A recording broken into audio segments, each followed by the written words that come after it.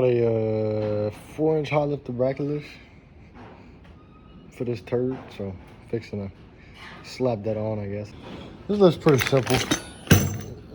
These are rear brackets, front side and back side of the shock. And then you got a front cross member and a rear cross member. I think that's the rear, that's the front. This is just a little plate they want you to screw in. Nobody fucking uses that. But and then for the back, you're supposed to take the strut off and put it as like a strut spacer or under the caul. But I ain't doing that because it'll still kind of lean to the front. I want it to be more level. So it'll be 4 inches in the front, 3 in the back, supposedly. So these I won't use. They don't come with too many bolts, so hopefully it won't be too bad. So to try to see how much inches it actually lifts it up, I'm gonna try to measure. I guess I'll measure from the center of the tire to the fender, kind of, sort of, right there. I don't know, it's kind of hard to do. 36.5, we'll say, if I bend it like that. So 36.5 if I bend it like that. And on this side, on the back, about 40-ish to this, about 40 from center straight up. So comes with some pretty decent instructions, but I mean, obviously I gotta take the tires off, take the top of the shock off, move it out of the way, and then run these cross members. So this is gonna be the outer, the bigger one, and this is gonna be the inner. So I'm guessing outer would be front of the bike. So I took the shocks off completely just so I got more room to work, but I cut the little zip tie things or clips that held these wiring harnesses on, and then this vent tube, which is for the front diff, which is kind of important. Needs to get rerun on top of the cross member, I think.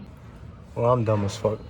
So I just disconnected the diff vent line right there, but I didn't realize it's not even connected to anything right here, so I could have just pulled it out.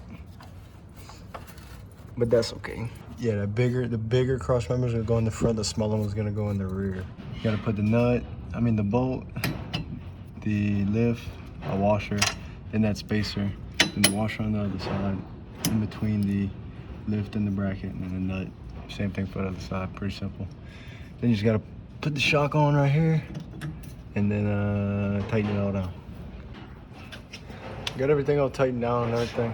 Comes with new top shock bolts and stuff. Just kind of pushes that bracket out.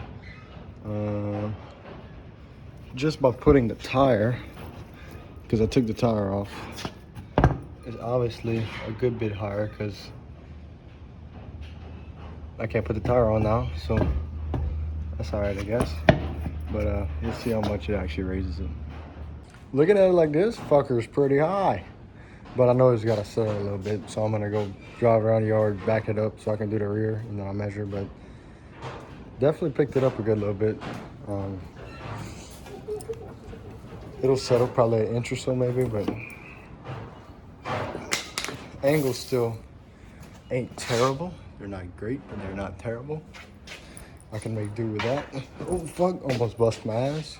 For the rear, obviously, remove the shock from the top. I just kind of set it off to the side, but you got this inner bracket that's gonna kind of hook in this, on this channel here. You got a spacer that's gonna sit in between the inner bracket and the outer bracket, because the outer bracket goes on the inside, and it'll sit up and it'll squeeze itself together, and then nut, obviously.